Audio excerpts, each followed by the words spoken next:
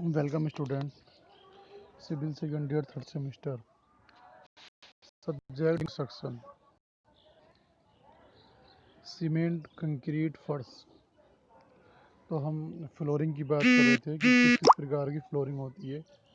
और अब हमने जो पॉइंट लिया है यहाँ पे सीमेंट कंक्रीट फ्लोरिंग।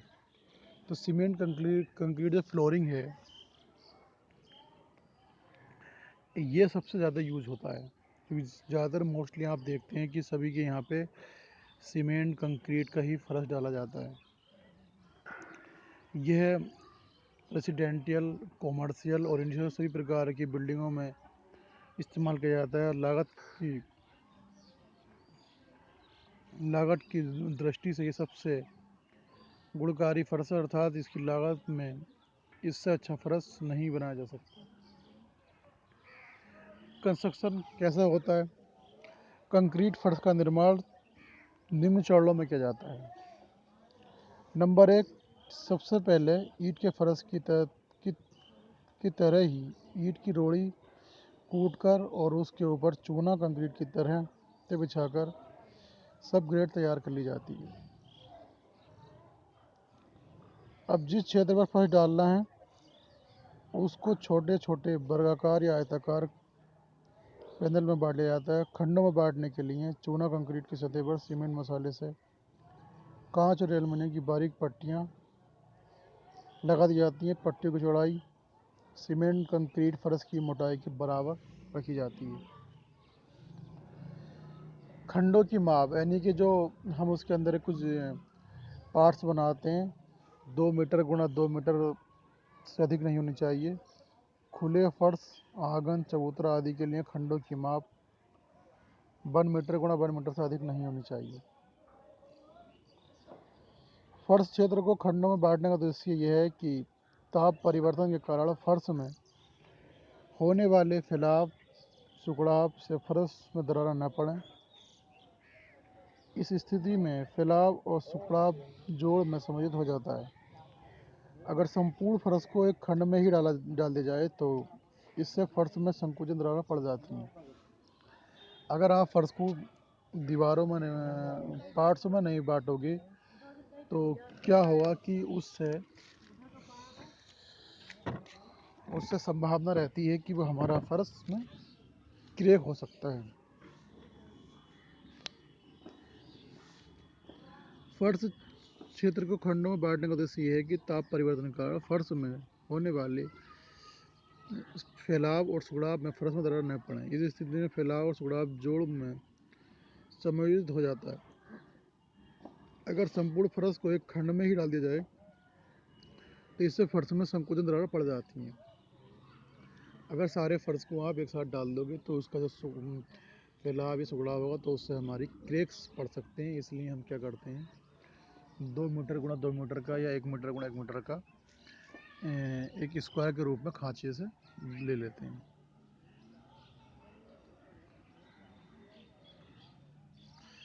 अब आधार सतह पर सीमेंट कंक्रीट की परत डाल दी जाती है। सीमेंट कंक्रीट आधार सतह बनाने के कितने समय बाद डाली जाती है? इस आधार पर फर्श को निम्न 2 भागों में बांटा जाता है, मोनोलाइथिक और नॉन मोनोलाइथिक।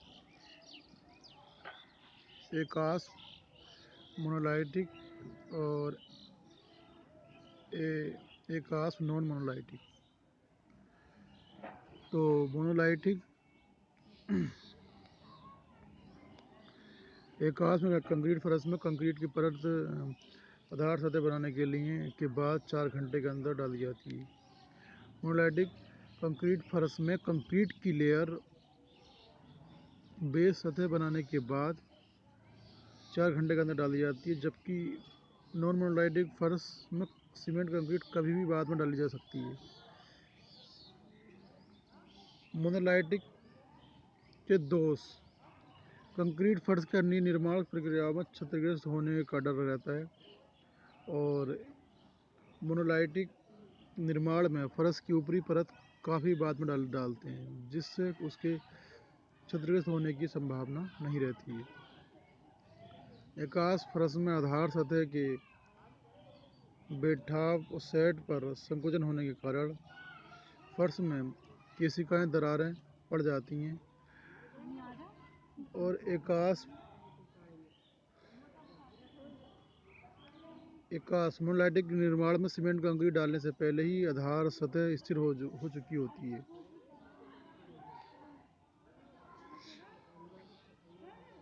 ऊपर की सतह के क्षतिग्रस्त होने पर उसकी मरम्मत नहीं की जा सकती है। लेकिन मोनोलाइटिक सीमेंट कंक्रीट फर्श सस्ता पड़ता है क्योंकि इसमें फर्श की कम मोटाई ही पर्याप्त रहती है। नॉन मोनोलाइटिक निर्माण के आधार सतह में ऊपरी सतह पर अच्छा बोर्ड होने के कारण सीमेंट कंक्रीट की मोटाई अधिक रखी जाती है। खंडों में 1:4 अनुपात की सीमेंट कंक्रीट डाली जाती है। सीमेंट कंक्रीट पहले डायगोनली अपोजिट खंडों में विभाजित होती है और खंडों में इसलिए डाला जाता है क्योंकि वे अन्य खंडों में कंक्रीट डालने से पूर्व इन खंडों में डाली गई कंक्रीट की चारों साइडें सूख जाती हैं, जिससे दोनों साइडों के बीच वास्तविक एक्सपेंशन जॉइंट बन जाता है।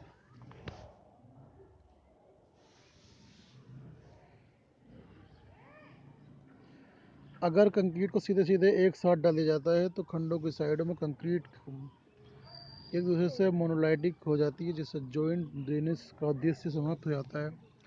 कंक्रीट डालने के बाद उसकी तब तक कुटाई की जाती है जब तक कि कंक्रीट में से सीमेंट मसाले की क्रीम ऊपर ना जाए। इस क्रीम को स्टील या गुरमाला से फैलाकर सतह को चिकना कर दिया जाता है। तो ये प्रोसेस होता है इसका, यानी कि जब हम किसी भी सीमेंट कंक्रीट का फर्श डालते हैं।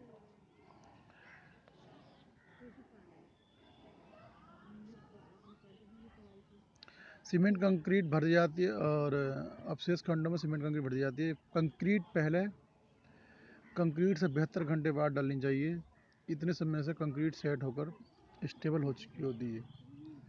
अगर शीघ्रता हो तो यह कंक्रीट अगले दिन भी डाली जा सकती है। कंक्रीट बिछाने के बाद सतह की 7 से 10 दिन तक तराई की जानी चाहिए। तराई के लिए फर्श की सतह पर मिट्टी की डोल बनाकर उसमें पानी भर दिया जाता है। कंक्रीट की तराई करना बहुत आवश्यक है, अन्यथा सीमेंट की पूरी समझ विकसित नहीं हो पाती है। सीमेंट कंक्रीट की फिनिशिंग निम्न 2 प्रकार से हो सकती है। Ordinary concrete finish, granulitic finish. दानेदार परिसज्जा के लिए विशेष प्रकार का ग्रेडेड मिलावा यूज़ किया जाता है। तो कहने का सेंस सिर्फ यही है कि जब आप सीमेंट कंक्रीट का फर्श डालते हैं तो कहीं ना कहीं 7 से 10 दिन तक उसकी हम तराई करनी चाहिए, ताकि हमारा सीमेंट सही तरीके से सेट हो सके। तो फिनिशिंग 2 प्रकार की होती है, ऑर्डिनरी कंक्रीट फिनिश और ग्रेनुलाइटिक फिनिश। दानेदार परिसज्जा के लिए विशेष प्रकार की ग्रेडेड मिलावा यूज़ किया जाता है। दानेदार परिसज्जा वाले फर्श में कंक्रीट डालने के कुछ दिन बाद जब सतह पर्याप्त कठोर हो जाती है तब उसकी ग्राइंडिंग की जाती है। घिसाई के लिए आजकल ग्राइंडिंग मशीन यूज़ की जाती हैं, जिनमें नीचे अब घर्षण पत्थर एब्रेसिव स्टोन फिट होता है। अवघर्षण पत्थर के रूप में कार्बोडेरम पत्थर का यूज़ किया जाता है। घिसाई के बाद सतह का निरीक्षण करके छिद्रों में सीमेंट मसाला भर दिया जाता है। 3 दिन बाद सतह की पुनः घिसाई की जाती है। तो जो पैनल बनाते हैं हम स्क्वायर के रूप में 1x1 या 2x2 मीटर के बनाते हैं। तो 1 मीटर गुणा 1 मीटर। तो सीमेंट कंक्रीट फर्श सबसे नीचे हमने क्या लिया है, यहाँ पे 10 सेंटीमीटर 15 सेंटीमीटर मोटी जो है बेस लेयर लिए। बेस लेयर के बाद में 2.5 सेंटीमीटर से 4 सेंटीमीटर मोटी हमने सीमेंट कंक्रीट की लेयर ली है। 1:4 के रिलेशन में हम ऊपरी लेयर डालते हैं, 1:4।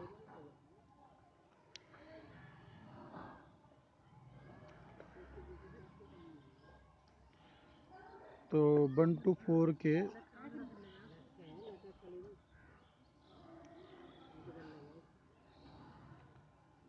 2.5 सेंटीमीटर से 4 सेंटीमीटर मोटी सीमेंट कंक्रीट 1:4 DPC डालते हैं इसके अंदर सीमेंट कंक्रीट फर्श। तो साधारण कंक्रीट की अच्छी परिशुद्धता प्राप्त करने के लिए मिस्त्री लोग साधारण सतह पर सूखा सीमेंट छिड़ककर और सीमेंट घोल फैलाकर करनी से सतह को चिकना कर देते हैं। उन्हें ऐसा करने से रोकना चाहिए क्योंकि इससे कुछ समय बाद पर केशिकाएं दरारें पड़ जाती हैं।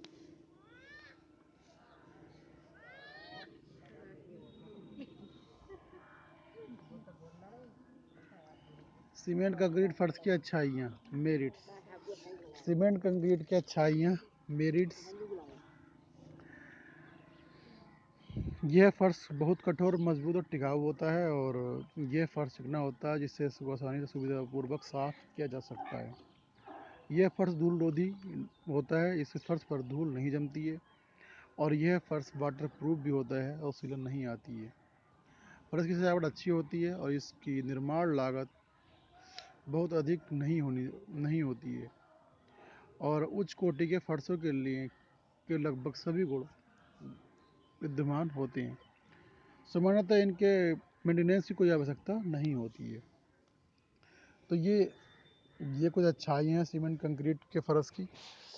तो इस तरीके से क्या है कि जो हम सीमेंट कंक्रीट ज़्यादातर यूज़ करते हैं, तो इसकी अगर पक्का हमें फर्श करना होता है तो सबसे सस्ता हमारा यही फर्श बैठता है, नहीं तो ज़्यादातर फर्श हमारे महंगे ही बैठते हैं।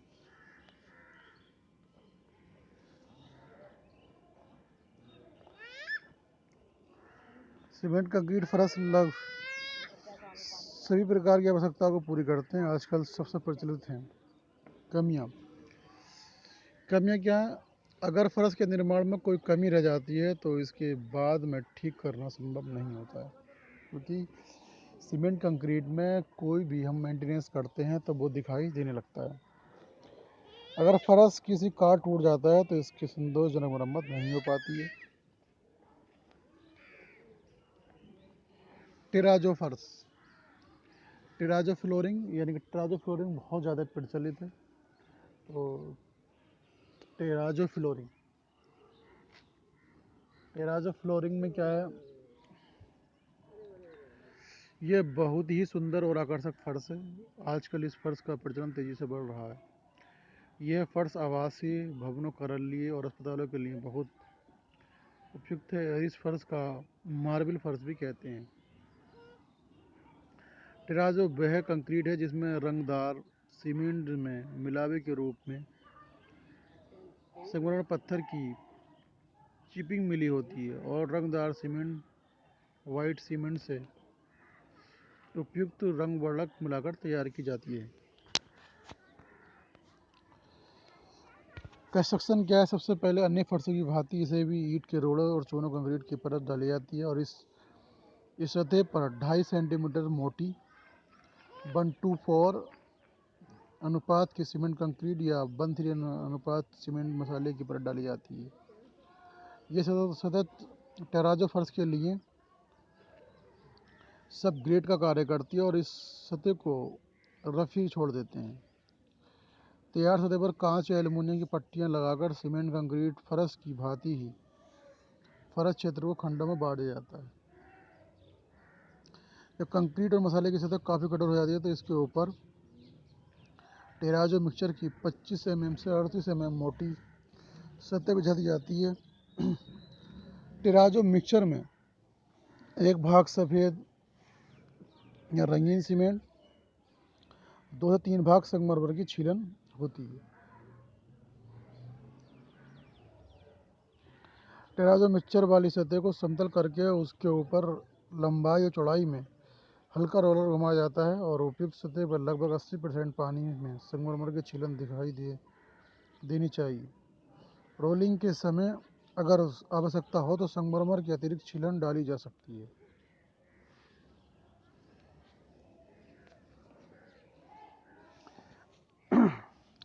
इसके पश्चात सरफेस को गुरमाला से ठीक करके 4 से 5 दिन तक तराई की जाती है। अब सतह की कार्बोडेरम पत्थर से घिसाई की जाती है। आजकल घिसाई के लिए मशीनों का यूज किया जाता है। घिसाई से संगमरमर की छीलन की सतह चमकने लगती है। घिसाई के बाद सतह को अच्छी प्रकार धोकर साफ कर लिया जाता है। अब सतह का निरीक्षण किया जाता है।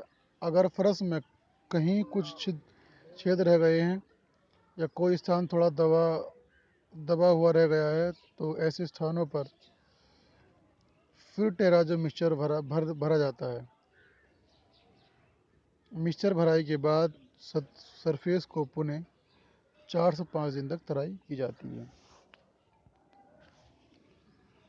संपूर्ण सतह की दोबारा घिसाई की जाती है और ये अंतिम घिसाई ग्राइंडिंग कहलाती है। अब सतह को गुनगुने पानी से साबुन के घोल के साथ अच्छी प्रकार धोया जाता है और सरफेस सूखने के बाद ऊपर कोई अच्छी वैक्स पॉलिश कर दी जाती है।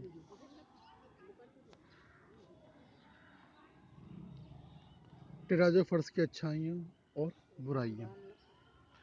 टेराजो फर्श की अच्छाई और कमियाँ लगभग सीमेंट कंक्रीट के फर्श के समान ही है, लेकिन यह फर्श अधिक टिकाऊ और मजबूत होता है। सुंदरता इस फर्श का विशेष गुण है। इस फर्श पर रंगदार सीमेंट और विभिन्न प्रकार रंगों की संगमरमर छीलनों का यूज करके इसे आकर्षक रंगों में डिज़ाइन में डाला जाता है। इस फर्श की क्लीनेंस बहुत अच्छी होती है, इसलिए यह फर्श अस्पताल व ऑपरेशन थिएटरों के लिए बहुत उपयुक्त है।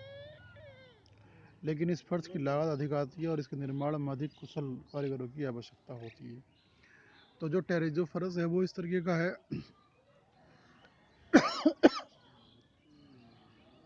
जैसा आपने देखते हैं, जैसा दाना कहते हैं कि आपने जो है बहुत सारी संगमरमर पत्थरों की जो कतरन होती है वो फर्श में डालते हैं, फिर उसको घिसते हैं, तो वो हमारा टेरेजो फर्श कहलाता है। मोशिक फ्लोरिंग, मोजेक फर्श। इस फर्श की सजावट भी बहुत सुंदर और आकर्षक होती है और हाई सीढ़ी के आवासीय भवनों में इस फर्श का प्रचलन काफ़ी तेज़ी से बढ़ रहा है। इस फर्श के निर्माण में विभिन्न रंग और आकारों में संगमरमर के समतल टुकड़े यूज किए जाते हैं। फर्श का निर्माण निम्नलिखित चरणों में किया जाता है। इस फर्श के लिए टेराजो फर्श की भांति सीमेंट कंक्रीट की आधार सतह तैयार की जाती है और इस आधार पर 5 से 6 सेंटीमीटर मोटी चूने और सुर्खी के मसाले की तह बिछा दी जाती है। इस चूने सुर्खी के मसाले की सतह पर लगभग 2 भाग अच्छा महीन सफ़ेद चूना, 1 भाग संगमरमर की छीलन, 1 भाग सुर्खी का मिश्रण बनाकर इसका 3 mm की मोटाई में लेप कर दिया जाता है और ये मसाला थोड़ा सख्त होना चाहिए, अन्यथा इसके लगाए जाने वाले संगमरमर के टुकड़े के बाद में ढीले पड़ जाते हैं। 3 से 4 घंटे सूखने के लिए छोड़ दिया जाता है और विभिन्न आकारों में तरासे और विभिन्न रंगों के संगमरमर के टुकड़े पैटर्न में लकड़ी के हथौड़े से फर्श की सतह में ठोक दिए जाते हैं। इसके बाद सतह पर 30 सेंटीमीटर व्यास या 60 सेंटीमीटर लंबा पत्थर का रोलर चलाया जाता है। सतह की रोलिंग तब तक करते हैं जब तक कि संगमरमर के टुकड़े मसाले में जम न जाएं और सतह समतल न हो जाए। फर्श को 2 या 3 दिन सुखाने के बाद फर्श की कार्बोरेरम पत्थर से हाथ या मशीन द्वारा घिसाई की जाती है।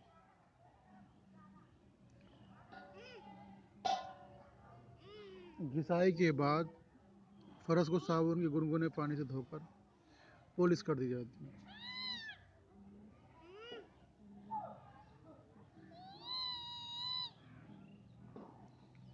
इस फर्श की सभी विशेषताएं लगभग टेरेजो फर्श जैसी होती हैं, लेकिन यह फर्श अधिक सुंदर लगता है और इसकी लागत भी अधिक आती है। अब नंबर 9 पे आता है हमारा लकड़ी का फर्श यानी कि टिम्बर फ्लोरिंग।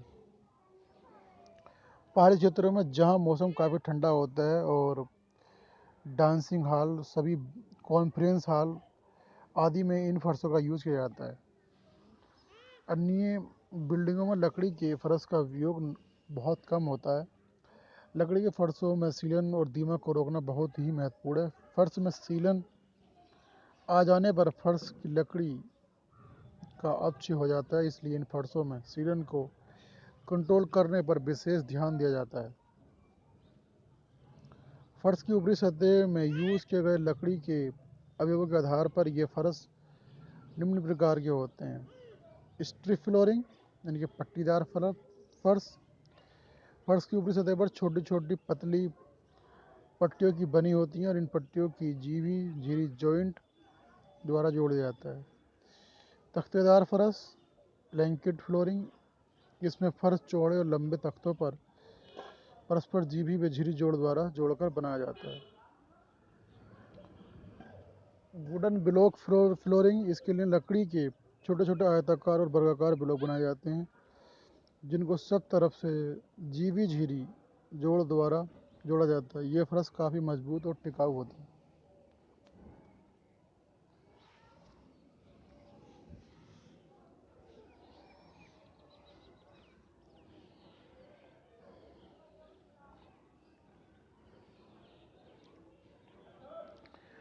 टिम्बर फ्लोरिंग, लकड़ी का फर्श।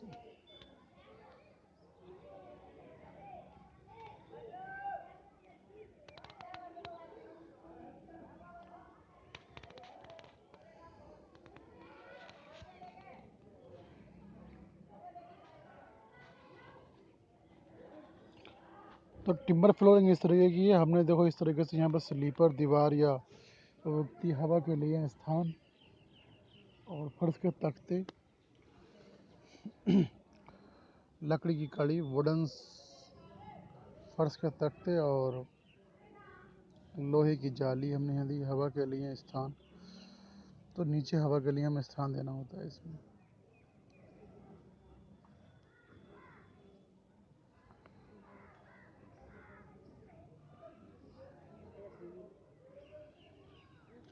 फर्श के नीचे समतल फर्श क्षेत्रफल में भूमि से नीचे 15 सेंटीमीटर सीमेंट कंक्रीट दिया जाती है, लेकिन जिसको साइड या आधार बेस कंक्रीट कहते हैं। इसका उद्देश्य भूमि तल से आने वाली सीलन को रोकना है।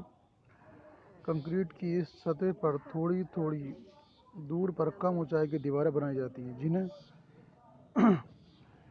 उपभित्तिका कहते हैं। का तल फर्श तल से थोड़ा नीचे होना चाहिए और इन उपभित्तियों पर लकड़ी कड़ी आधारित होती है और इनका कार्य कड़ी के स्पान को कम करना है। भित्तियों के शीर्ष पर लकड़ी की दीवार प्लेट लगी होती है और कड़ी की दीवार प्लेट की सहायता से ही उपभित्तिका से मजबूती से संबंध कर दिया जाता है। जहां नमी आने की संभावना अधिक हो वहां दीवार प्लेट के नीचे उपभित्तिका के शीर्ष पर भी सील रोधी डीपीसी लगाया जाता है और कड़ियों के ऊपर लकड़ी के तख्ते ब्लॉक आदि लगाकर फर्श तैयार किया जाता है। आधार कंक्रीट और सेतु कड़ी के बीच के खाली स्थान में हवा का वेंटिलेशन बनाए रखने के लिए जमीन तल व फर्श के बीच की दीवार में थोड़ी थोड़ी दूर पर रिक्त स्थान छोड़ दिए जाते हैं और इन स्थानों को लोहे की जाली से ढक दिया जाता है। तो क्या है कि जब जब हमें कोई भी टिम्बर फ्लोरिंग करनी होती है तो उसके नीचे कुछ डालते हैं और जो दीवार बनाते हैं तो उसके अंदर भी कुछ छेद कर देते हैं ताकि उसके अंदर हवा का आना जाना रहे। यह फर्श डांसिंग हॉल के लिए बहुत उपयुक्त है। नाचने में इन फर्श में से पैरों की अच्छी स्प्रिंगिंग एक्शन मिलती है जिससे पैरों की थिकन अच्छी होती है।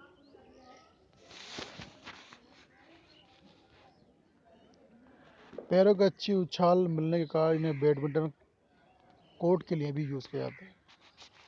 यह फर्श ध्वनि तरंगों को अवशोषित कर लेते हैं और इससे कमरे की ध्वनि संबंधी गुण अच्छे रहते हैं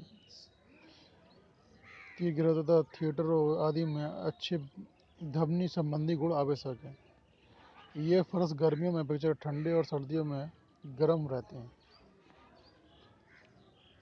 ये फर्श आग रोधक फायर प्रूफ नहीं है।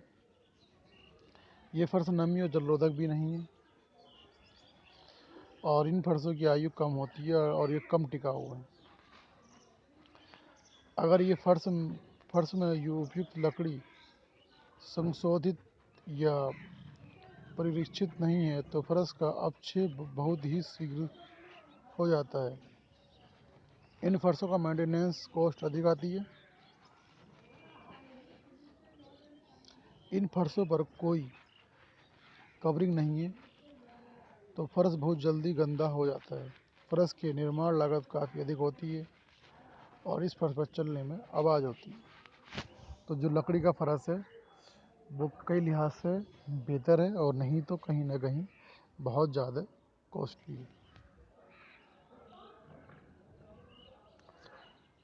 रबर का फर्श, रबर फ्लोरिंग। इस फर्श की सबसे महत्वपूर्ण विशेषता यह है कि इस पर चलने में आवाज़ नहीं होती है। इस गुण के कारण यह महत्वपूर्ण लाइब्रेरी, पूजा स्थलों, महत्वपूर्ण भवनों की गैलरियों तथा ऐसे ही अन्य स्थानों के लिए बहुत उपयुक्त है। इस फर्श को बनाने के लिए पहले सीमेंट का आधार बनाया जाता है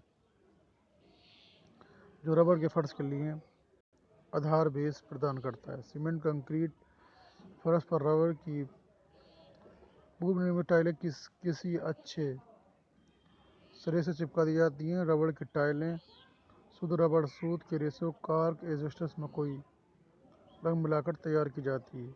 यह फर्श काफ़ी टिकाऊ, चलने में आरामदायक और धमनी रहित होता है, लेकिन यह फर्श धूल, नमी पकड़ता है तथा इस पर चिकनाई आदि के धब्बे पड़ जाते हैं। इस फर्श की लागत भी काफ़ी अधिक आती है।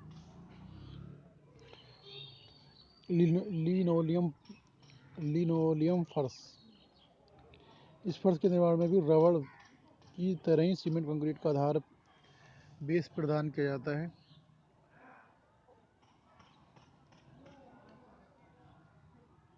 और उस पर लिनोलियम की चादर बिछा दी जाती है। लिनोलियम की चादर विभिन्न मनमोहक रंगों, डिजाइनों में बाजार में रोल के रूप में उपलब्ध हैं। ये बहुत चिकनी होती है और ये फर्श केवल ऐसे स्थानों के लिए यूज़ किए जाते हैं जहां फर्श पर आवागमन बहुत कम हो, जैसे आवासीय भवनों के ड्राइंग रूम या गेस्ट रूम। ज़्यादा चलने फिरने वाले सामान उठाने में यह फर्श बहुत जल्दी ख़राब हो जाता है। नमी के प्रभाव में भी ये फर्श बहुत जल्दी ख़राब हो जाता है और इस फर्श की प्रमुख विशेषता इसकी सुंदर सजावट है। एस्फाल्ट फर्श, एस्फाल्ट फ्लोरिंग। तो यह फर्श एक्सटीरियर फर्श प्रयोगशाला, पानी की टंकियों, तहखाने आदि के लिए बहुत यूज़ होता है और आवासीय बिल्डिंग में ये फर्श काले रंग और गंध के कारण इस्तेमाल नहीं किया जाता है। यह फर्श वाटर टाइट, फिसल रहित और धूल रहित होता है और इन फर्शों में चलने में आवाज़ भी बहुत कम होती है। ये फर्श दो प्रकार के होते हैं। Number 1, asphalt tiles.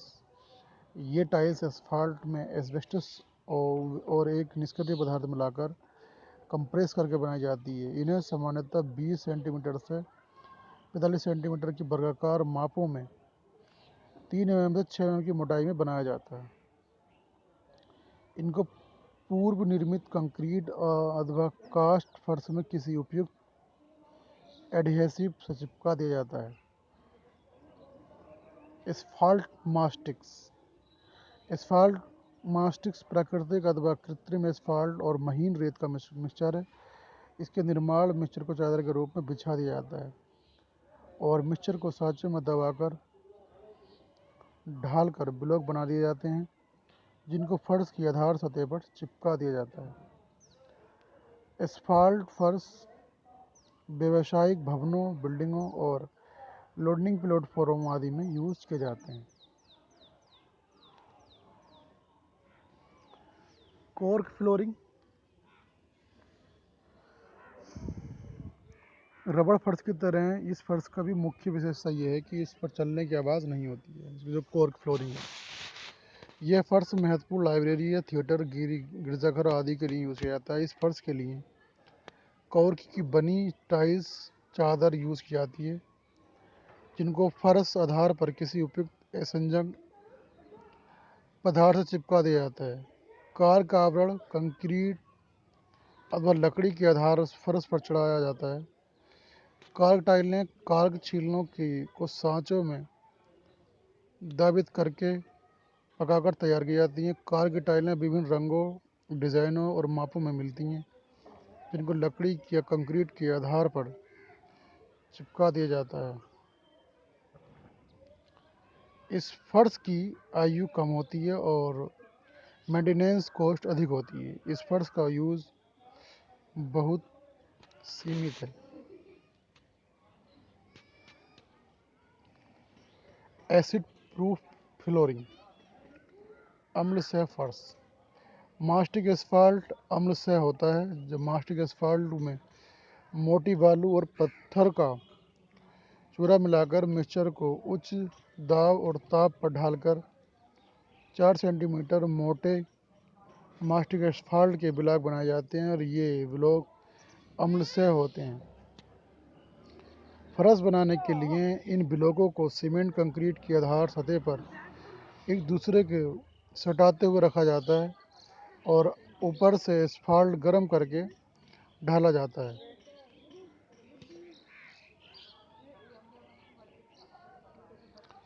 उसके ऊपर महीन बालू छिड़क कर ठंडा होने पर एस्फाल्ट जम जाता है और जिससे एस्फाल्ट ब्लॉक अच्छी तरह प्रकार आपस में जुड़ जाता है और समतल व अम्ल सह फर्श प्रदान करता है।